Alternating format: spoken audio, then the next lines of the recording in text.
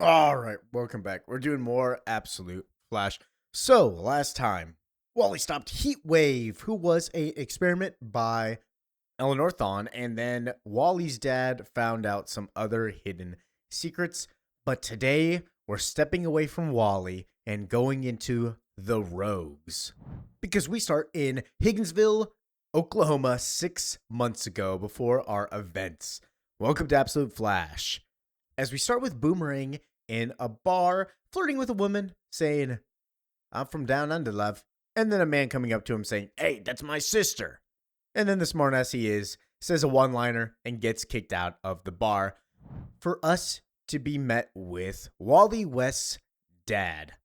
So now, meeting Wally West's dad, he announces, this is how you talk to your superior officer. He's already known them, and I believe we got a little bit of hint of that from earlier in the series, is that they've all known each other for quite a long time.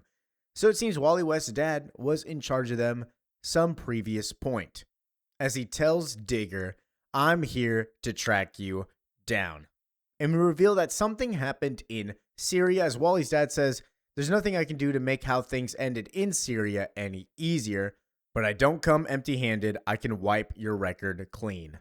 So in exchange for working for me, you're getting a clean record." And this is the deal that he's going to give all of the rogues. So we'll see more of what that deal is, because Digger asks, "What's the catch?"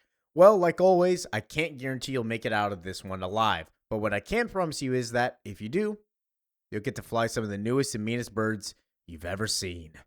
And so Digger joins in because he's like, I get to blow some shit up. I'm in. So they go to Colorado next, but have a few stops on the way. And at a random hotel, we see more of Wally's dad's personality. He is a colonel, and we've seen that he's had difficulties with his son, like relating to him, but he does love his son. He's just having a hard time after the death of his wife.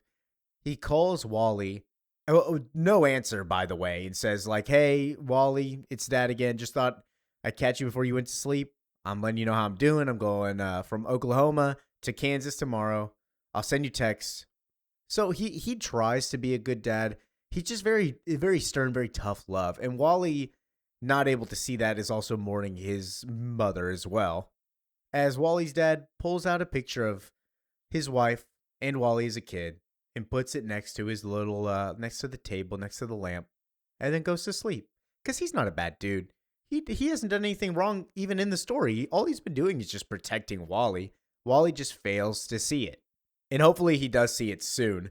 And we go to Kansas, where we meet two individuals, Captain Cold and the Golden Glider.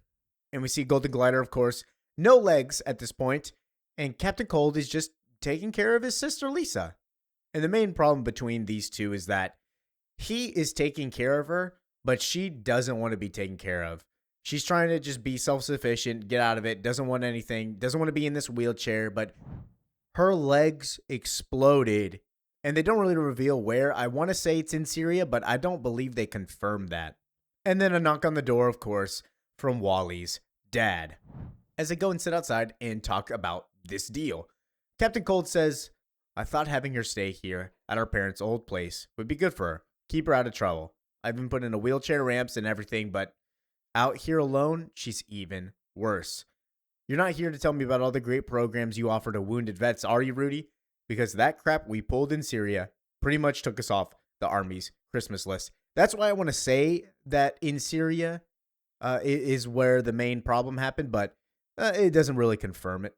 And so Wally's dad goes on, "You and your team are lucky to not be in jail, but the truth is I'm here with an offer. One that could make things right for you and let you and your sister get the help you need. Because the government's got one more offer for you, Captain." And so he takes it. And we go back to a hotel room as he calls Wally again. No avail. And then knock, knock, knock on his door. Captain Cold's like, "Hey, you got to come out, see for yourself what's here." And then going outside, the whole gang's out here, including the trickster, Jessie. She said that she was going to save everybody the trouble and knew everybody was coming for her because she has trackers and everybody. Yeah, so she says, "It was a matter of time before they came for us after what we did. She makes fun of Lisa for her damaged legs and is like, I didn't put a tracker on you, put a tracker on your brother because you're not going anywhere. Of course, that pisses off Lisa. She jumps off, beating the shit out of Jesse.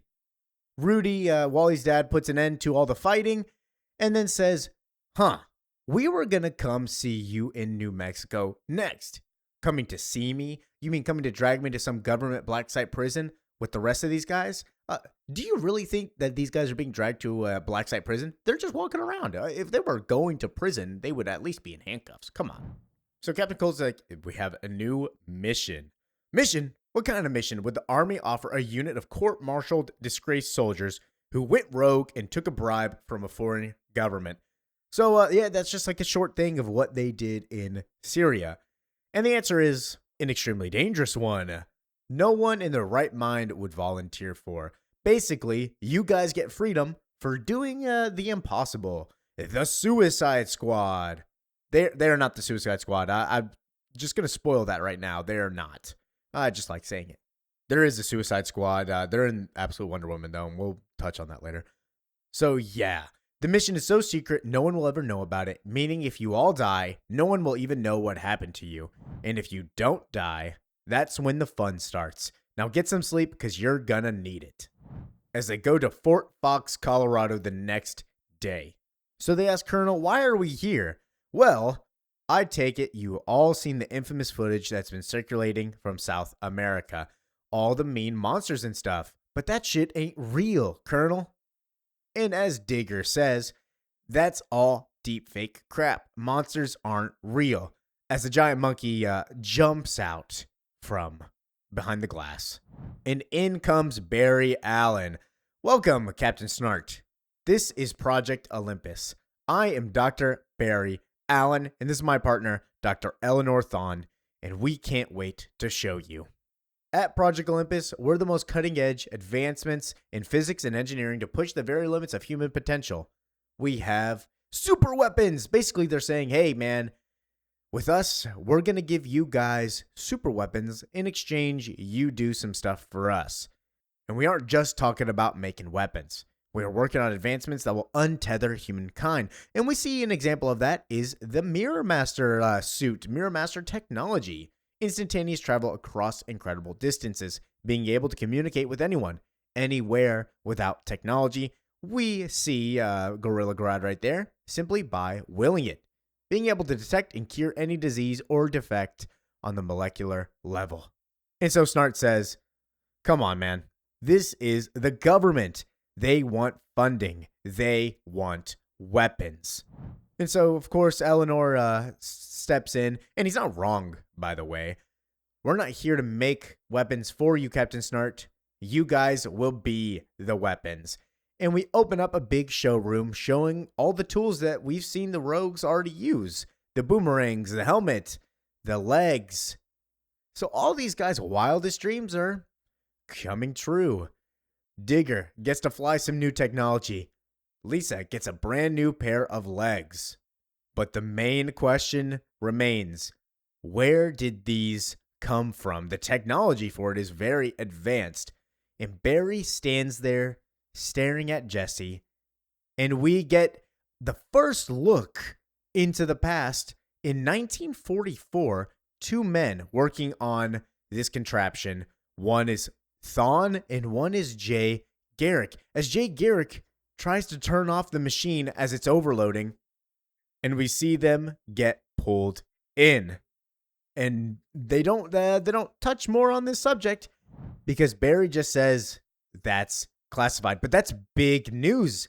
Thon and Jay Garrick are both into what I don't know what the dimension's called. I'm just going to call it the Speed Force for now. But the thing that Wally keeps harnessing. And what Barry was pretty much sucked into when he died as well.